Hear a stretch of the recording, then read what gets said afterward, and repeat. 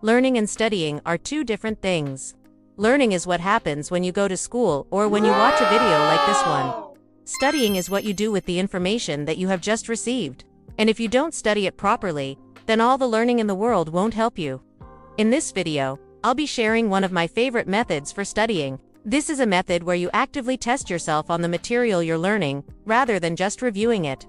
It's called active recall. Let me give you an example. Let's say you're learning about the human reproductive system. You have just finished a lesson and now you want to study. Instead of just opening your textbook and starting to read it again, what you can do is take a blank sheet of paper and try to draw the human reproductive system on it. Now, in order to do this, you will have to remember what you have just learned, which is the whole point of this exercise.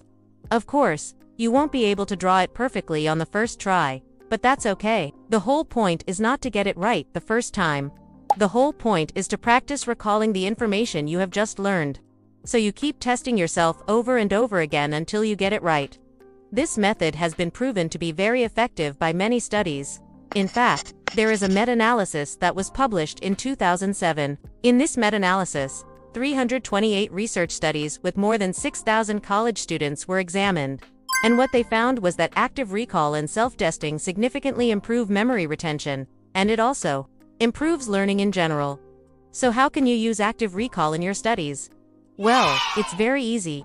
Just follow these 3 simple steps. Step 1 is to identify the main concepts you want to learn in a lesson. For example, if you're watching a video about the human reproductive system, the main concepts would be the different organs involved in the process and how they function.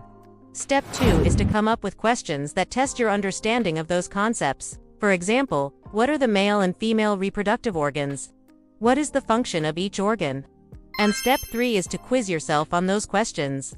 You can do this by writing down the answers or by closing your eyes and trying to remember the answers. You can use active recall in any subject, and it's especially useful for technical and scientific subjects like physics, chemistry, and biology. But please keep in mind that active recall is not a miracle.